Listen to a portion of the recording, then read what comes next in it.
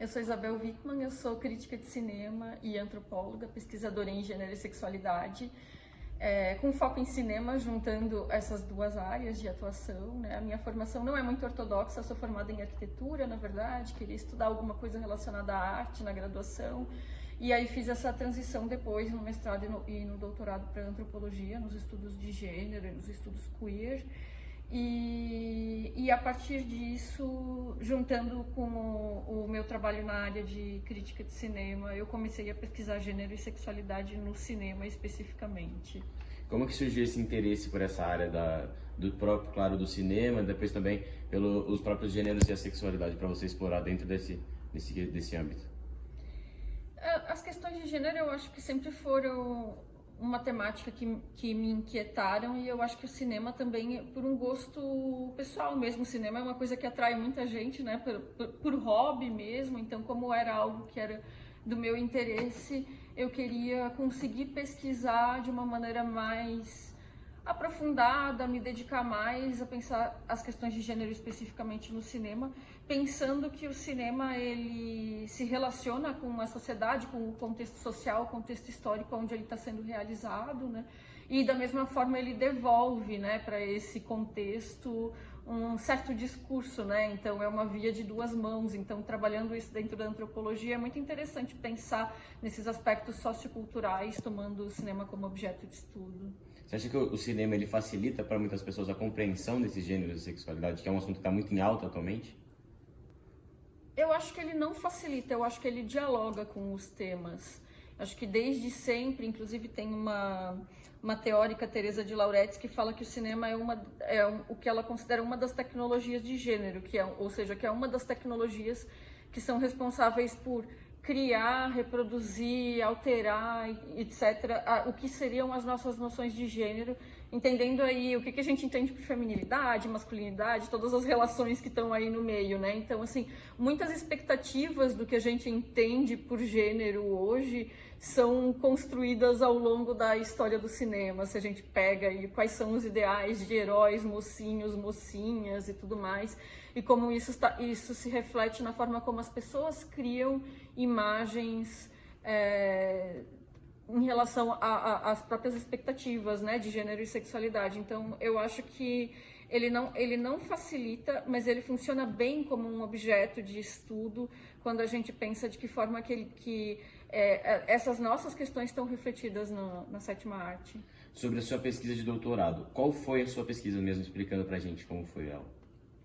A minha pesquisa foi, eu dei o título de Feminilidades Maquínicas, né, gênero, sexualidade e corpo de mulheres artificiais no cinema fantástico. Eu convencionei chamar mulheres artificiais porque é um recorte que eu faço especificamente com androides, robôs e ciborgues em um sentido amplo, né? Mas androides, robôs e ciborgues especificamente que são construídos para terem aparência ou para terem o papel ou a função entendida como de mulher ou feminilizada dentro da narrativa. Então, basicamente pesquisando quais são essas expectativas de gênero e muito de sexualidade também que estão relacionadas a esses corpos artificiais em um cinema que é majoritariamente de ficção científica, né? Então, muitas vezes em um futuro próximo, e como que isso se reflete também em relação às nossas expectativas com as nossas tecnologias contemporâneas, né? Ou outras ansiedades contemporâneas em relação a gênero na sociedade, tendo em conta que o primeiro androide da ficção, que veio da literatura, na verdade, que é um livro do século XIX, A Eva Futura, já foi construído como sendo uma mulher, né? Então, esse primeiro androide sendo uma mulher, ele deixa um legado para todas as histórias posteriores, sejam na literatura, seja no cinema, no que diz respeito de qual seria a função que um androide ocuparia na narrativa, né? E especificamente nesse caso seria substituir uma mulher humana, digamos assim, e ser uma versão aperfeiçoada, uma versão melhorada dela. Então, como que isso tudo está interligado na forma como a gente entende essas criaturas fantásticas no cinema. Você é formada em qual universidade e em que ano que o seu doutorado foi apresentado, finalizado, e aonde, em qual universidade ele também foi apresentado? A minha formação Eu me formei em arquitetura na UFSC, na Federal de Santa Catarina. Eu fiz o meu mestrado na Federal do Amazonas e eu concluí o doutorado na antropologia aí, na Universidade de São Paulo, na USP, ano passado. Não fez um ano ainda. Você, Santa Catarina, São Paulo, Amazonas, vários locais diferentes, tem algum interesse? Sempre gostou de viajar? Fui fazendo uma trajetória meio nômade mesmo, mas por enquanto acho que eu pretendo continuar em São Paulo.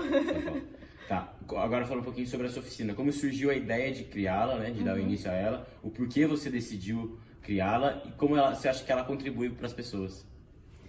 A ideia da oficina, na verdade, é compartilhar um pouco do meu percurso de pesquisa, estabelecer um diálogo com as pessoas que têm interesse pelo tema, seja por cinema em um aspecto mais amplo ou ficção científica em específico. Essa não é a primeira vez que eu estou ministrando, né, esse curso, então ele também funciona um pouco para pensar como que foi a minha trajetória de pesquisa, porque a primeira vez que eu dei esse curso, eu estava ainda realizando estágio de doutorado, e aí depois eu ministrei outras vezes enquanto eu estava no processo de redação da tese, até que eu dei uma aula dele quando eu já tinha entregado a tese, mas não tinha defendido, estava no limbo entre a entrega e a defesa da banca. E aí agora já depois, né, de defendido, depois de concluído o doutorado.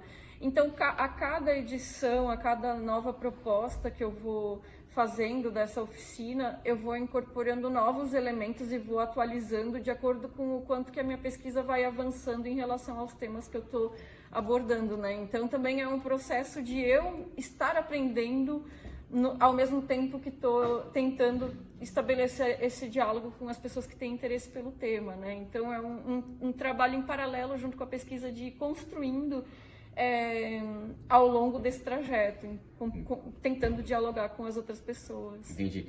Agora eu pedi para você explicar para a gente qual é o conteúdo que você traz nas suas aulas, como que você leva ele para o público, se é pelas cenas dos filmes, e qual é o conteúdo em si que você traz.